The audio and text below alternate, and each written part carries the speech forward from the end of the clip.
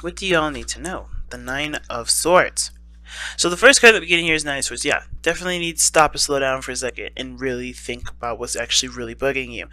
And I think a lot of you guys already know, but the problem is that a lot of the times when we have a base worry, that base worry can, manifest itself in our brain and create a beautiful problem tree. Okay, so we already have the tree growing, right? The problem is to, like, arisen from the grass, arisen from the ground, and then another idea of what could spawn from this problem not being fixed creates a branch, and then another branch of that another problem. It could be a totally different scenario, and it just branches off into become this flourishing, beautiful tree of disaster. Now, the thing is that we don't want to get to this point, because I think the Nine of Swords would indicate here that you guys are under a lot of stress. You guys are not sleeping very well because that stress is keeping you up at night, and you haven't taken the time out to, yes, to step back and rest and think things through. You have a powerful mind, Gemini, and you can use it for good. Right now, you're using it in a way that isn't benefiting you. Or for some of you guys, you're aware that your your thoughts are being your enemy. You don't have to let it be your enemy. You can work together with it. You don't ever have to let your brain be a separate entity of yourself. So this is this is the biggest thing I'm seeing here for a lot of you guys. Is the stress is becoming to be too much. All right. Oh, we have a card that's upright already. High Priestess. Okay. Secrets.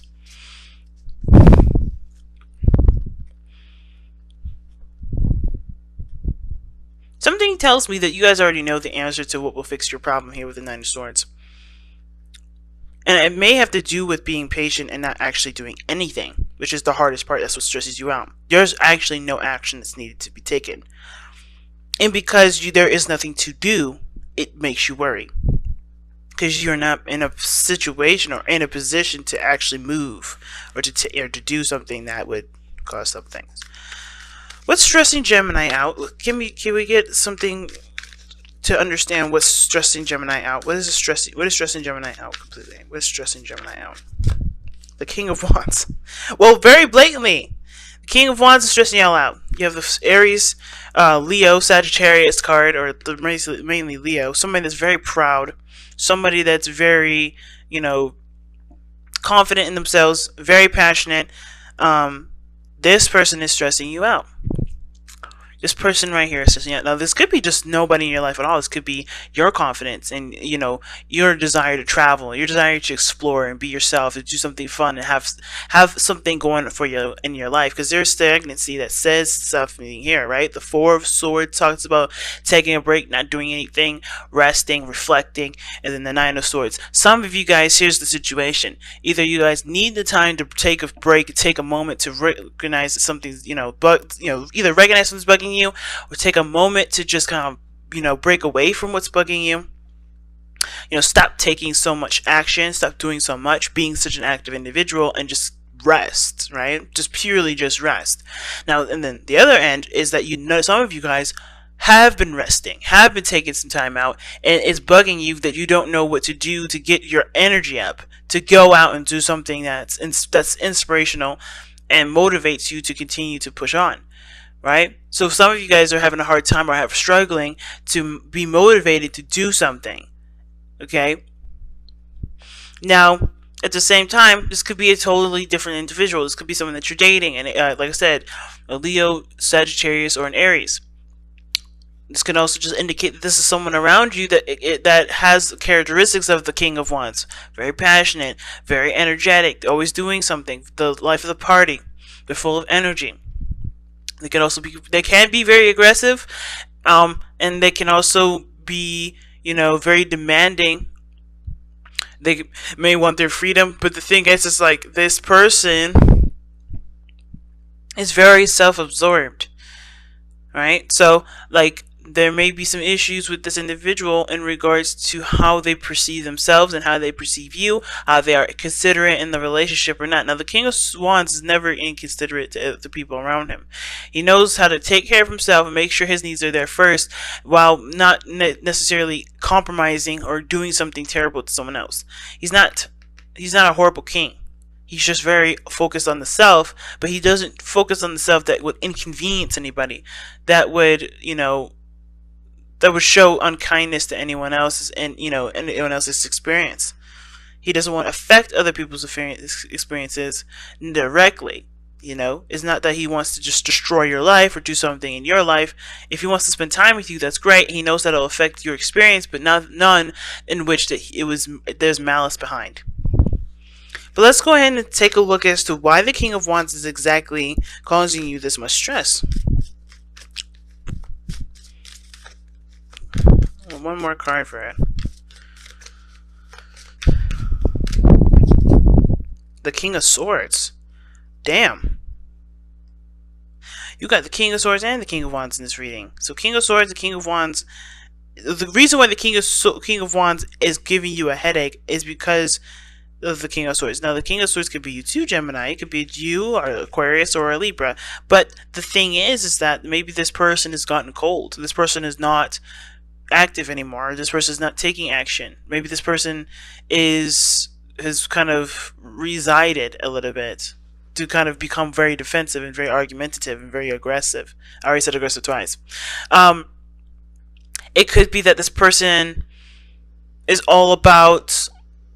not really making a lot of sense. Okay? Because I think how this works is that this person may have a lot of energy, a lot of fire, a lot of passion, but they don't really commute. It doesn't really make sense to the King of Swords here. Okay? Some of you guys, especially those of you that are in the same-sex relationships here, this is going to indicate here that you guys are having a dynamic of logic and an emotion, right? Logic and just being. Someone's thinking too far ahead, someone's thinking too much, while the other one is not thinking enough. Right? The King of Wands would not be thinking. He's just like, okay, this is what I want, I'm going to go for it. This is what I believe in, I'm going to walk in my truth. Not just to talk about it and discuss it and hash it out, and he's going to walk the talk. The King of Wands walks the talk. The King of Swords, he walks the talk too, in a sense, but he will always have that debate. He'll always communicate. He'll always think it through. But the thing is, the King of Swords is also very stubborn. He already knows his truth. He already knows what he wants. He already knows what he's going for. And I feel like the King of Wands and the King of Swords can powwow together pretty well. But when it comes to rational understanding, these two are starkly different. So, definitely a fire sign and an air sign energy, or just like the comprehending one another's understanding of things. Somebody doesn't make sense in this situation, or somebody is seeming like they don't make a lot of sense, but they're truly just following their heart. They're going by what feels right versus what is right. What feels right to them versus what is legitimately right. What moral code is up. Okay. Why is this? What is this? What is this? How is this affecting the love life specifically?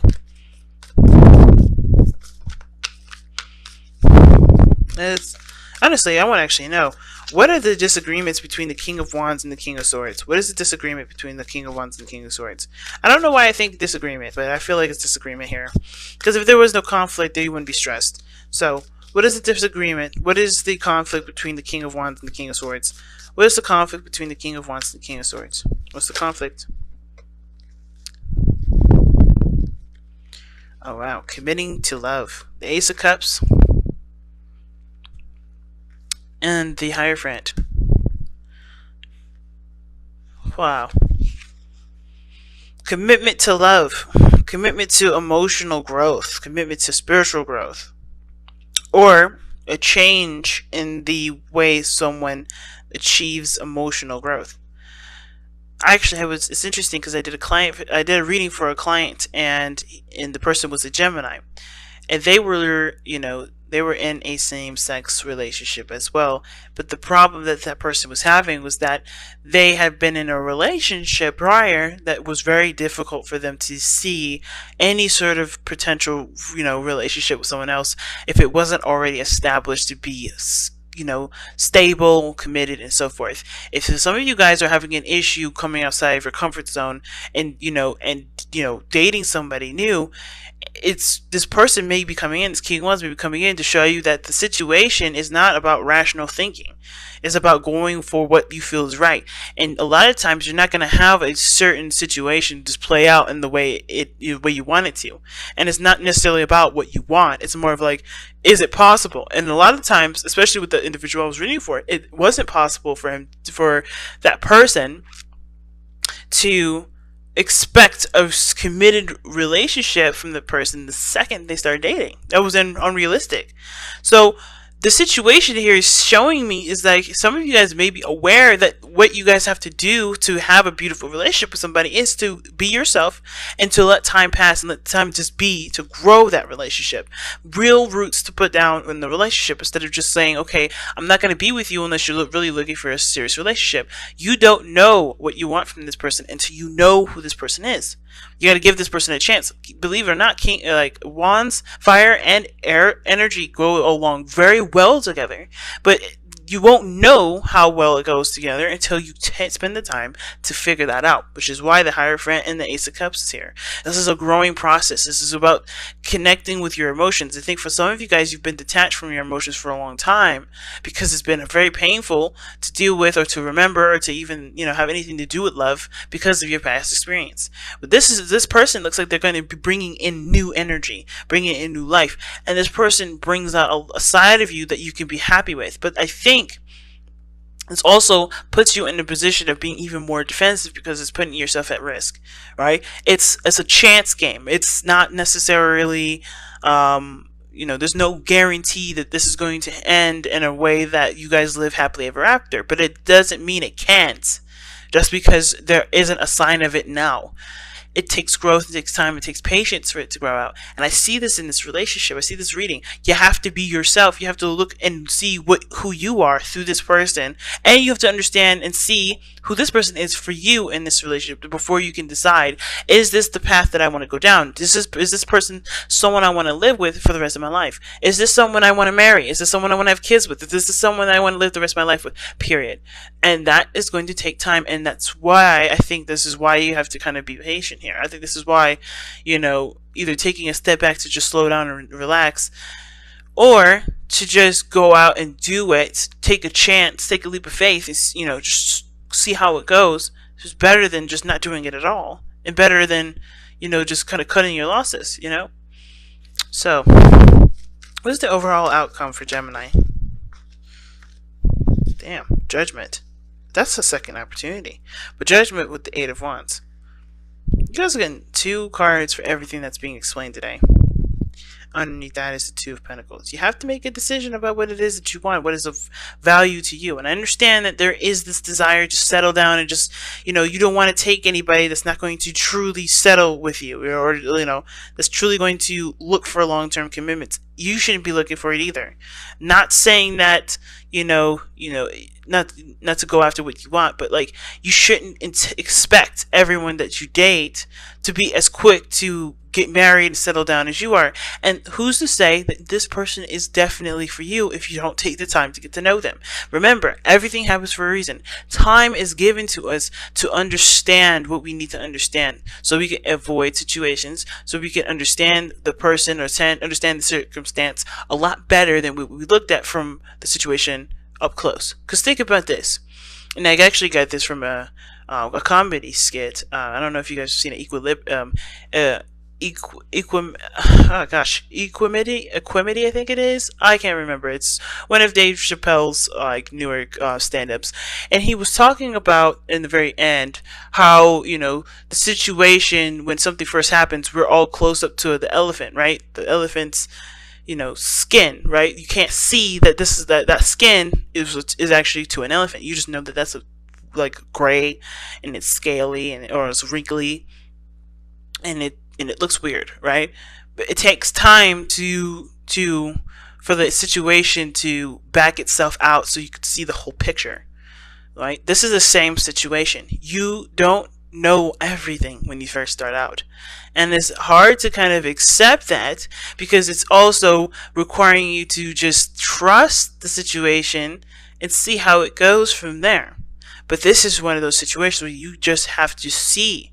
The situation is way too close up to your face right now to identify if it's an elephant or if it's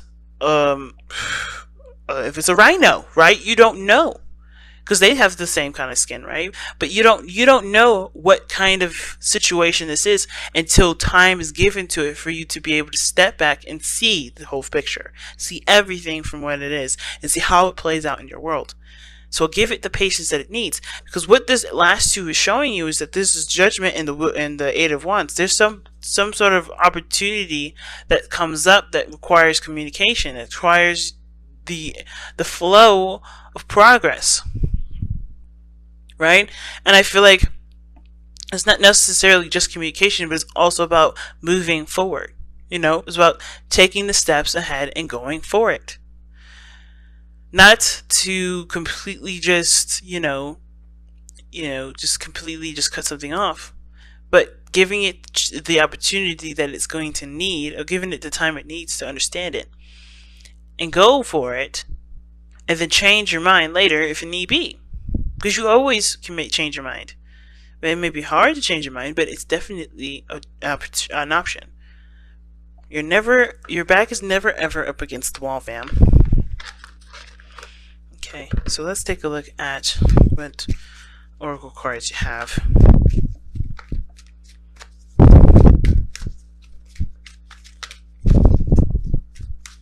Alright, what does Gemini need to hear from Messenger Oracle?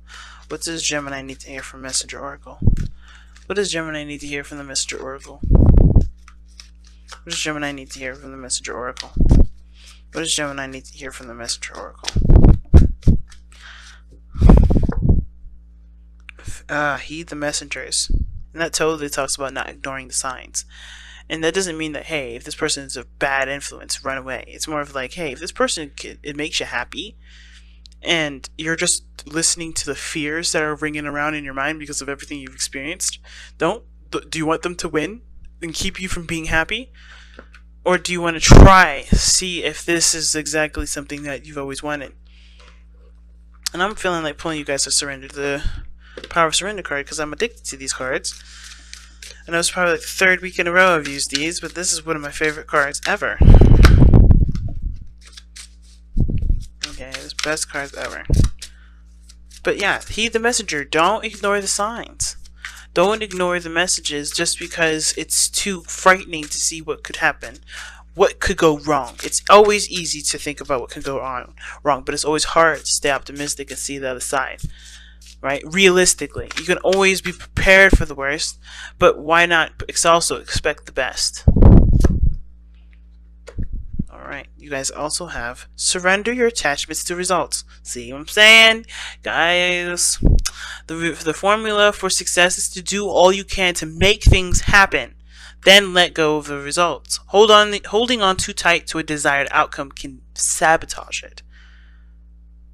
Like I said, you have got to give it time. You have got to give it space. You have to give yourself time and space to figure out if this is exactly what you want. Looking for something from the very beginning will stress you out, and also leave you to be very unhappy because you're not looking for something that can be given to you in the second's notice. It can't be given to you in seconds notice. It has to take time. It has to grow. You have to overcome the challenges and the struggles. You have to understand the dynamic between you and a different person. And I feel like the person that's at the end of your life right here is not doing anything to be malicious or hurtful, but they're doing what's best for them, and you have to do what's best for you and not think about what could come of this relationship and just focus on what you want right now. What you want to feel right now. Do you want to feel love? Because love can come and love is here. If you want a commitment, why don't you just sign a contract with somebody and work with them, right? If it's a commitment that you want, there's other ways to do it than being in a relationship that requires you to feel. Because a relationship cannot be blossomed from looking for something straight up from being a commitment. You have to look from it in a heart place, being able to receive and give love. And if you can't give it, that sort of commitment may not be the kind of commitment that you should look for, because that one is requiring you to be emotionally open and to focus solely on love and not with the destination, because love doesn't take you places. Love is emotions. Okay, It's hard, y'all. I understand, considering that you guys have obviously every reason to be worried and stressed out, and to be even hesitant when it comes to future relationships, considering maybe the past one didn't work out. But you have to trust. If you want anything to grow in your favor at all, you have to trust.